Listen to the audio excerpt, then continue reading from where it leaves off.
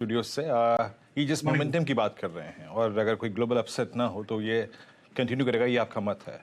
जी ये हाँ। बीते 2 महीने के अपर स्विंग में अप्रैल में मई में डोमिनेट किया रेट सेंसिटिव्स ने, whether it's NBFCs, it's banks and specially NBFCs, real estate, auto ने शायद लेट अगर आप देखिए पार्टिसिपेट किया, बट यस है। क्या एक ऐसे दौर में जब आप शायद अब फर्दर रेट कट्स की पॉसिबिलिटी तलाश रहे हैं, डोमिनेट अपर स्विंग यही करेंगे एनबीएफसीज, एचएफसीज, रियल स्टेट? आपका व्यू?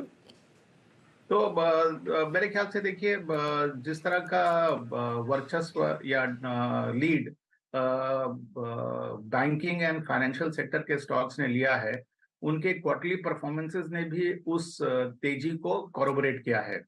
इस कंटेक्स्ट में हुआ क्या है कि आज अगर आप देखें तो जो बैंकिंग क्षेत्र को दो भाग में बांट दे, PSU banks and private sector banks, तो दोनों के स्टॉक्स जो हैं वो अपने प्रीवियस हाई से कहीं नीचे ट्रेड कर रहे हैं।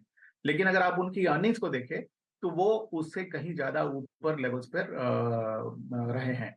तो मैं समझता हूं कि मार्केट ने इस अर्निंग्स ग्रोथ को पहले ही डिस्काउंट कर दिया था, और ये संभव है कि आगे जिस तरह की तेजी हम लोगों ने देखी है, उस तरह की तेजी शायद कुछ समय तक ना हो। ये सेक्टर के स्टॉक्स कंसोलिडेट करें, और जो सेक्टर्स ने पिछले कुछ क्वार्टर्स में पार्टिसिपेट नहीं किया है, जैसे मुख्यतः अगर आप देखें तो ऑटोज, और ऑटोज में खास करके अगर आप टू व्हीलर सेगमेंट को देखें तो उनकी वैल्यूएशंस अट्रैक्टिव हो गए हैं, उन्होंने रैली में पार्टिसिपेट नहीं किया है।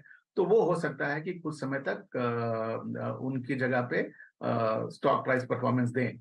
और दूसरा इसी तरह से रिलेटेड एक सेगमेंट है, वो है इंफ्रास्ट्रक्चर रिलेटेड सेक्टर्स, जहां पर अगर आप पीपीसी कंपनीज को देखें तो जिस तरह की उनकी ऑर्डर बुक्स है, जिस तरह का उनका एग्जीक्यूशन है, और चूंकि सरकार अगले साल इलेक्शन की तैयारी में रहेगी, तो जिस तरह से प्रोजेक्ट एग्जीक्यूशन की तरफ दबाव होगा, तो मेरे ख्याल से इस सेक्टर की भी अगर आप देखें तो वैल्यूएशन अट्रैक्टिव है, पार्टिसिपेट उसने नहीं किया है। तो ये दूसरा सेक्टर है जो कि आगे के कुछ क्वार्टर्स में बैंकिंग और एचएफसी के कंपैरिजन में ज्यादा पार्टिसिपेट कर सकता है।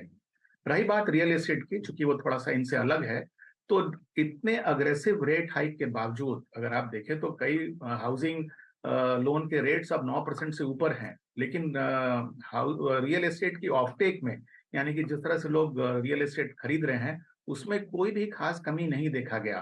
तो मेरे ख्याल से ये एक रिलीफ है जो रियल एस्टेट स्टॉक्स को प्रेरित कर रही है।